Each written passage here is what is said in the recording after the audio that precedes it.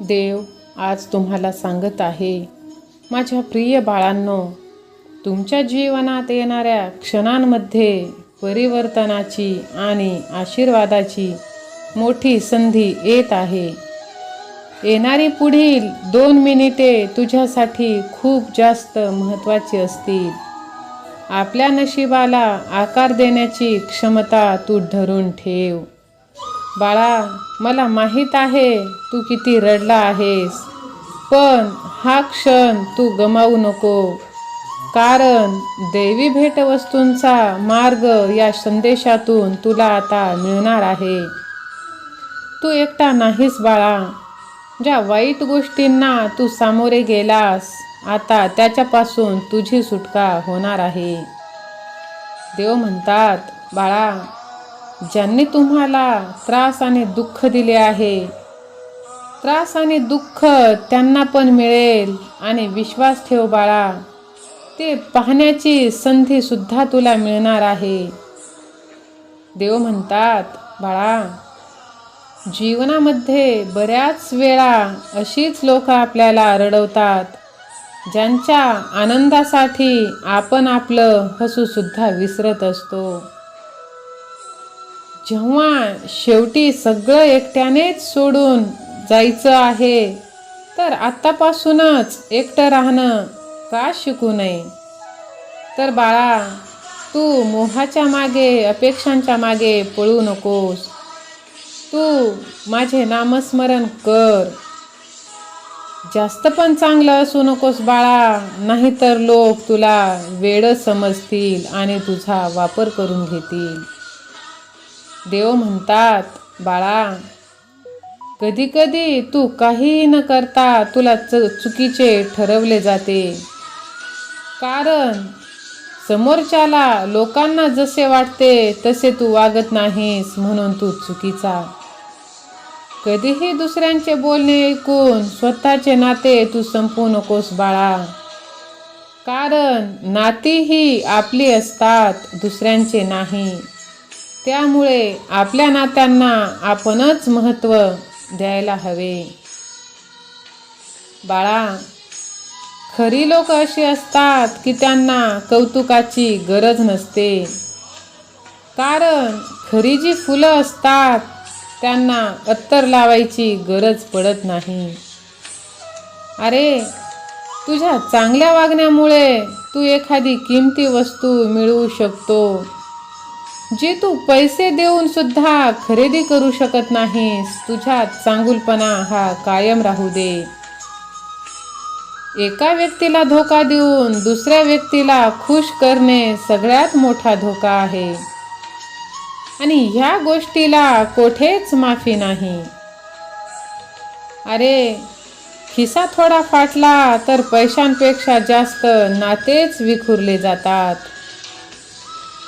वेळ असते तोपर्यंत स्वतःला बदलण्यामध्ये शहाणपणा आहे बाळा, कारण वेळेने जर का तुला बदलले तर तुला खूप त्रास होईल. जोपर्यंत वेळ आहे तोपर्यंत तू तुझ्यातील बदल हा करून घे. बाळा, तू घरातील सर्व कामे एकाच वेळी, तुझ्या आयुष्यातील सर्व कामे एकाच वेळी करू शकत नाहीस. ह्यासाठी तुला पाहिजे आहे एक आंतरिक शक्ती, एक आत्मविश्वास आणि एक ऊर्जा. ती सर्व तुला भेटेल बाळा. तू फक्त मी जे सांगत आहे त्याचे अनुकरण कर. यासाठी तुला लगेच हा व्हिडिओ लाईक करून सबस्क्राईब करून ठेवावा लागेल. बाळा, ज्यांच्या मागे मागे तू पळतोस त्यांच्यापासून 2 दिवस दूर राहून बघ. बोलणं तर सोड, ती व्यक्ती तुझी साधी आठवण सुद्धा काढणार नाही. बाळा, जर तुला वाटत असेल की लोकांनी आपल्याला नोटीस केलं पाहिजे, आपलं ऐकायला पाहिजे, तर त्यासाठी तू तुझ्यात बदल घडव. देव म्हणतात, बाळा, सुटलेला बाण, बंदुकीतून निघालेली गोळी आणि तोंडातून गेलेला शब्द काही केल्या कधीच परत येत नाही. जेवढे पण बुद्धिमान लोक असतील त्यांना नोटीस केलं तर कळेल की कोणीच कामापेक्षा जास्त बोलत नाही. त्यांचा वेळ ते बोलण्यात न घालवता त्यांच्या कृतीत घालत असतात. त्यामुळे बाळा, तू नेहमी गरजेपेक्षा कमी बोल. जेव्हा तू गरजेपेक्षा जास्त बोलशील तेव्हा कोणती ना कोणती अशी एखादी गोष्ट तू आपल्या शत्रूला सांगून देशील की त्याचा त्रास तुला नक्कीच होईल. बाळा, वेळ ही अमूल्य आहे, कारण वेळेला महत्त्व तू जर देशील तर जीवनात खूप पुढे वाटचाल करायला आनंदाचे सुखाचे क्षण तुला पाहायला मिळतील. होय बाळा. बाळा, तुझ्यापासून दूर जाणाऱ्या व्यक्तींसाठी तू रडत बसू नकोस. ज्यांना तुझी आवश्यकता आहे ते तुझ्या कितीही वाईट आणि चुकीची जरी गोष्ट केलीस तू तरी तुला सोडून जाणार नाहीत. बाळा, तुझा कॉन्फिडन्स तू डगमगू देऊ नकोस. जी लोक तुझ्यावर जळत आहेत ते अजून जळतील असं सत्कर्म तू करीत राहा. जे लोक तुला खूप आवडतात ते तुझ्यापासून कधीच दूर जाणार नाहीत याची तू काळजी घे. देव म्हणतात, बाळा, आपली स्माईल ही समोरच्यावर खूप जास्त प्रभाव टाकू शकते आणि आपले आयुष्यही ती आनंदी ठेवते. ह्यासाठी तू हसत राहा. हसत राहणे म्हणजे असं नाही की प्रत्येक वेळी प्रत्येक गोष्टीला हसलेच पाहिजे. स्माईल म्हणजे चेहऱ्यावर एक प्रसन्नता असली पाहिजे. जेव्हा तू कुठेही बाहेर जाशील त्यावेळी तू प्रसन्न दिसले पाहिजे. म्हणजेच काय की तुझा चेहरा हा हसतमुख दिसला पाहिजे, खुश दिसला पाहिजे. त्यामुळे समोरील लोकांना आपल्याकडे बघून छान वाटेल. बाळा, दुःखात असशील तर तू दुसऱ्याकडे बघू नकोस. तू स्वतः आनंदी राहण्याचा प्रयत्न कर, कारण की आपणच आपला आनंद हा शोधायला हवा. बाळा, आपल्याला दुःखी बघून खुश होणारी लोक ही आपली दुश्मन असते. म्हणून अशा लोकांसाठी तरी आपण हसलंच पाहिजे. लोकांनी आपल्याला विचारलं पाहिजे की तू का खुश आहेस, तू कसा काय नेहमी खुश राहू शकतोस. कोणाला जळवायचं असेल तर त्यासाठी हा बेस्ट उपाय आहे बाळा. तू प्रत्येक वेळी चेहऱ्यावरती स्माईल ठेवत जा. आपण स्माईल केल्यामुळे, खुश राहिल्यामुळे आपल्या मनातही आनंद येतो आणि खरोखरच आपण खुश राहायला शिकतो. ज्यावेळी आपण दुःखी असतो त्यावेळी आपल्या मनात काही ना काही विचार सुरू असतात आणि त्या विचारांमुळे आपण अजून जास्त दुःखी होतो.